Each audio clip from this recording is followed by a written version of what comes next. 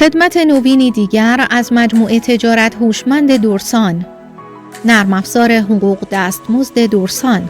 از امکانات این نرم افزار، امکان تعریف مرکز هزینه و ردیف پیمان در منوی تعریف شرکت متناسب با نیاز شرکت، امکان تعریف و مدیریت چندین شرکت از طریق یک پنل و دسترسی آسان به همه شرکت‌ها به صورت آنلاین که این تسهیل ویژه‌ای برای مؤسسات خدمات مالی و نظارت مدیران شرکت میباشد. در تنظیمات نرم افزار به گونه‌ای عمل شده است که کلیه تنظیمات بر اساس نیاز شرکت‌ها فراهم شده است و این تنظیمات کلیه موارد مورد نیاز جهت ارائه به سازمان‌ها وجود دارد که خود مانع اعمال جریمه خواهد شد. امکان تعریف کارکنان از طریق ایمپورت دیسکت بیمه و مالیات قدیمی و همچنین ایمپورت اکسل.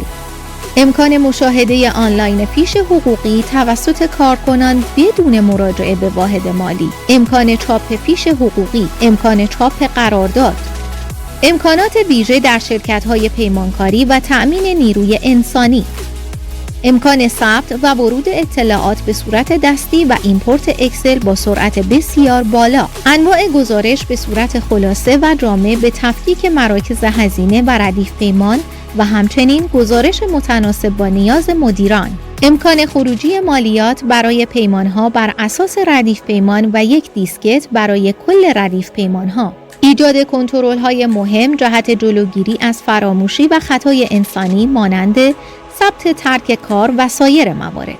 خروجی اکسل و خروجی متناسب با بانک شرکت جهت پرداخت حقوق و در نهایت با یک پشتیبانی آنلاین و حرفه‌ای پاسخگوی تمام نیازهای شما خواهیم بود.